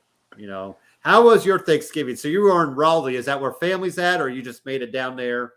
Because did you say you have a travel story to share here, Greg, about your travels? I do. Just the best laid plans of mice and men. You know about that. I was totally planning on coming down because my family lives here in Raleigh. Okay. And the surrounding area. And this is the first time I've had Thanksgiving dinner with them since I was a teenager. Crisscrossed the country for a couple decades. And always somewhere different, seemed like every year. And finally made it back. Been living in Charlotte for 2 years. And figured I would come down, spend Thanksgiving, come back Friday, be ready to do the show from my place, Saturday. Bing, bang, boom. Of course, it's not that easy. So I bought a new Jeep 2 weeks ago, right? The old whip was on its last legs, and it was time to turn it in. So I did. The new whip was awesome. Made it all the way down to Raleigh, no problem. Pull into Costco, get the cheapest gas I can find. Shout out to Costco. And as soon as I pull off, like every light on the dashboard goes off. The traction light, the engine light. It just died? Well, not quite. Even the speedometer just blanked out, and it said service transmission. I'm like, what the? And the power diminished big time. So I quickly put in the closest Jeep dealership I could find, and it was like 4 miles away. And I coasted that thing all the way there, and it barely made it, but it finally made it. Funny thing is that when I pulled it into the service bay, and the next bay next to me, there was the exact same vehicle as mine, same color, same model, same is this everything. Brand new, like 2021, or is this certified? No, it was certified. Yeah, like Mine was a pre-owned. 2014. Okay. Yeah, Wow. certified pre-owned, and the I pulled into the exact same model that was a 2015, and Wow. That. I get out. The owner of the other car is standing there, and I was like, "Did yours do this? Yep. Did yours do this? Yeah. Did yours?" Same thing happened to both our Wow. vehicles at the same time, and that was just funny that we ended up parked next to each other. So apparently, there's a recall, powertrain, yada yada. End of the Okay. story is they want to keep the vehicle all weekend Oh. and service the recall.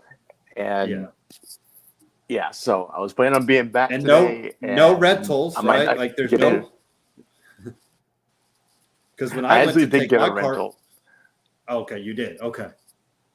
Because when I went to take Yeah, my car in, the thankfully. guy's like, we got no loaners, we got no rentals. I was like, okay. I was like, well, that's helpful. So I just had to borrow like a family car, like my mom's car, for a few days while they were serving. This was October-ish, like during my fall break, which was fine because I was Yeah. home. But wow, and that's so weird that the same time. I mean, that's almost like when me and my brother, so within hours of each other, Greg, both had a kidney stone on the same day. Like I was coming home from the ER, and he was calling my mom saying that he was at immediate care getting checked out for a kidney stone. Like, how does that happen? Like, Wow. our body, and we're like 2.5 years apart. Like if we were twins or something, or Irish twins, like. But yeah, so same exact day that we had a kidney stone, which I don't wish that on anybody. That was not a fun pain. So I can imagine. well, so you're getting your car back today, or you have to wait till like Monday? Yeah, they don't know. There's like, we Okay. want to keep it for Until the they weekend get the so we piece can, or whatever they get to. Yeah. So they want to at drive it least you around, got, make and sure you're the at your same thing family's doesn't house. happen. So that's good. I guess you're at your family's house though, or not? Or were you like Yeah, I hoteling am. it up? Okay. No, I ended up staying with my brother. We Okay. just moved into a new apartment, so Okay. still has You no just have an TV, which extra- is why I couldn't catch up on all the shows. But extra few days it to is what it is. hang out. Wow. Well, that's plain trains and They automobile story right there. no kidding. Thank goodness for warranties, because I did get a rental. They gave me a Hyundai Elantra, which isn't bad, but if I was any lower to the ground, I'd be sitting in the street. So it is fun. It it's is not funny my once you favorite have, car. like, I have an Expedition. Like, I won't go back to a car because I like that feeling of being up. Like it's that like even if I get in my mom's Jeep Cherokee, it feels like a little bit lower. And I'm like, wow. But like I joke, I'm like, I'm not going to get a car now. Like I'm always going to get an SUV. Maybe I'll get a Ford. I mean, sitting in that car Ford felt 250 like a beanbag next. chair. With the what's that new Ford has like the tailgate that goes out to the side. It goes like down. It has like a step. Oh, or there's like a work. It's like it's the all-purpose tailgate, which is, I mean, crazy to see, what they can do now. But So, anyways, well, happy Thanksgiving. Did you get some good food? Are you a big turkey guy? Are you not a big turkey guy? Not a big turkey guy, but I'll eat it if it's there. We had a huge spread, and we're still eating it, of course. But everything was. You should have dropped it off to the amazing. SmackDown. Well, SmackDown was in North Carolina last night. Was that in Greensboro last night? Okay. They kept saying home of Jeff Hardy, which I think Hardy's from Cameron. I think they're from Cameron, North Carolina. I don't know anything about it's going on proximity where now. cities are. So I am a big turkey leg guy. So I'm not joking, Greg, the turkey leg. Like my family just hands me the turkey leg. And I just I'm like the old medieval times. I just feel like I'm like just gnawing on that. Right. Like, 5 minutes and then I'm done. But anyways, like I get the turkey leg. That's my thing. And rolls. I just want my own bowl of rolls. Like that's just all I need is the turkey. Give me all the carbs. Like, but yeah, I don't. But I'm Butter not and the. jelly? I don't do what? Butter and jelly on the rolls? No. Just take off the top and eat it straight up. No butter. I just go plain. We sometimes used to do butter on the top, like we put a little and then cook them so it'd already be buttered up. But no jelly, no butter. Sure. I just give me a straight up roll and some corn. And people joke, they're like, "Oh, you're a yellow food eater because corn's yellow, bread is whitish." I'm a very light eater, so yeah. I think I had some mac and cheese. Give me that the day yams. too. Give me the stuffing. So, yeah. Yep. But yeah, Give give me that the turkey yams. leg. Give me Like, the stuffing. Give me the the ham and the. And we had ribs, which were ribs. amazing. Okay. So okay. yeah. Now, okay. There you go. Now Christmas sometimes we do turkey and a ham. And I love me some ham. Like hot ham, fresh out of the oven, that's good. Yep.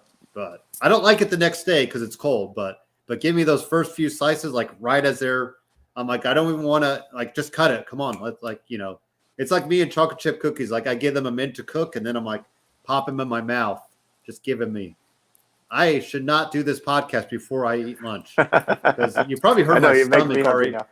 I was going to say, you probably already heard my stomach on the podcast, but anyways, so that is the end of our show as we are riffing on anything but wrestling. But I think we'll have some stuff to talk about next week with the return of Edge, with the return of Brock, and we got more games happening. So we'll go live on Sunday, probably the 10:30, 11-ish. I think that'll be, a good time, Greg. And then next week, we'll probably have to do Sunday as well. But anyways, because John Cena, December 11th. I should go live from there. I wonder if he'll let me go live. That'd be kind of fun. Just do a quick, hey, what's up? But we'll see. Probably not. I know picture-wise, so I'm sure you've done these pictures, Greg. It's just, they're like, they herd you in like cattle, and then they're like, okay, go. You don't, right. They're like, don't make eye contact. It's almost like don't make eye contact with them. But yeah, so. But like I said, my youngest brother, he's 25. I mean, he's on Twitter. He's been counting down the days because that's who, he grew up. Like I joke, when I see Stone Cold, I'm probably going to be like, oh, Mr. Austin, here, hi. Here's my tattoo. Bye. I think that's how he's going to be with Cena. But we'll see if if he gets some words out to talk to Cena. Because he asked me, he goes, can you talk to him? I was like, yeah. When you do the autograph, you got a quick, minute or two to kind of give your spiel. But the picture, it's just like, okay, go. You're done. Right. Bye. So, and AEW 5-second pose. Yeah. Oh, I've done that twice. I did that with Edge and Christian, Greg. So there you go. Nice. Not together, separately. So I met Edge after he had to retire. He was at World of Wheels, which I think is hilarious. But so I asked him, I got to do the 5-second pose. Then I met Christian a couple years ago when I met Batista. And I told Christian, I was like, yeah, I got to do the 5-second pose. He's like, oh, of course. So yeah. So I don't have them together, but that's why I was hoping to meet Moxley because I would have already I met Roman and Seth. So Moxley was my Shield guy. I need to meet Moxley. And I started his book this weekend. It is definitely a stream of consciousness. It is I'm sometimes I have to reread things okay, that you want to make sure you read it. But yeah, so I think he did have a fun story where he met Vince in the hallway in a hotel at 2 a.m. after having affairs with Renee Young. And they talked for a few minutes in the he was getting ice or something. And so yeah, he's an interesting guy, but I really hope he's going to come out of this. Cause in the book, he did say borderline alcoholic. So I was like, oh, I never knew that, I knew he liked to drink. I didn't realize how bad it was. So hopefully he comes out of this okay. And, especially because he's a dad. I think that's the biggest thing. And I think that's why he did it now. Yeah. I think he wants to be there for the baby. More, obviously wants to be there for Renee too, but you have a kid. Like that's kind of, something you put that aside. You put yourself aside and you're there for your kids. So, hopefully he comes out better. Exactly. And, I don't know when we'll hear from him, but, so. But next week, tune in. And we talking will give about you the the attack, or Seth, what about the attack on Raw? Oh, the The fan attack. Oh yeah, like why does Seth keep getting it? Because that's like the second or third time that he's got it. Well, and then that fan came out, was like, I did it for like almost I did it for the Rock type speech. Like he was saying he did it for like Roman's family, and I'm like, what? These fans are. Well, I won't even call him a fan. He's just nuts. Like, right? And then people, did you see like Chavo Guerrero saying, "Oh, if that was me, I would have laid him out." You can't do that now. Like, this isn't the 80s. Right. It's not even the 90s. Like, you just put him in the head. Like, Seth did exactly what he should have done. He had him in the headlock, and security comes and walks away. And then he laughs it off. Like, he came out later. He was like doing this, like looking for. I'm like, right. Like, talk about a pro about it. Like, to turn it into your character afterwards. Like, that's just crazy. So, but yeah, it's been like Seth 2 or 3 times. And then what about Orton in South Africa? That guy got in the ring and like low blowed him. I mean, it's just crazy how these fans. This was it years ago, but it is like you said. I always think back to the grandma that was like swinging at Hogan. Now that was more like playful, but still, I always think about that. But yeah, that fan like saying he did it for the Roman's family or something. He was. I mean, you got to be nuts anyway to do that in the first place. So, yeah. Don't jump the rail, fans. Like, come on. Like, we should have to tell you that. I mean, do you think he should have done more, Greg, too? Like I said, I saw people saying he should have done more. Like, but what are you going to, like, choke him out? Like, what, I mean, what, like, like, should they have done what FTR did to the fan that dropped Bret Hart at the Hall of Fame and they laid a couple punches? Hey, Seth has that martial arts background. He could have really snuck in like a rear naked on the low and put him to sleep. I mean, he probably had him in a good chokehold anyway. Yeah, that's true. But I do think this isn't, the 80s era where, I mean, you got to think like then a fan gets beat up. We probably don't hear about it. Now, right. Everybody's got their cell phones out. If Seth does, and that fan is probably going to try to sue him. Now, granted, he's probably not going to win, but you still got to go through all that mess. Like, so yeah, I think Seth's been involved like a few times with that end. So, whatever Seth is doing is really working, unfortunately. So, it's the dance, man. It's setting people off. I mean, I'm here for the dance. I was mad because they took Sammy's music, and hence the Sammy dance has become a thing of the past. But it seems to have passed on to Seth. So yes. I'm when Seth music plays, I'm here for it because he comes out and he's bopping and he's in himself, and I love him to dancing, man. Just male Elaine Bennis all over the place. You gotta love it. More Seth dances. All right. Well, that is the end of the show. Do not attack wrestlers. That's the moral of the story. Yeah. Anyway, so thanks for joining. We'll catch you guys next week. Have a good rest of your Thanksgiving week.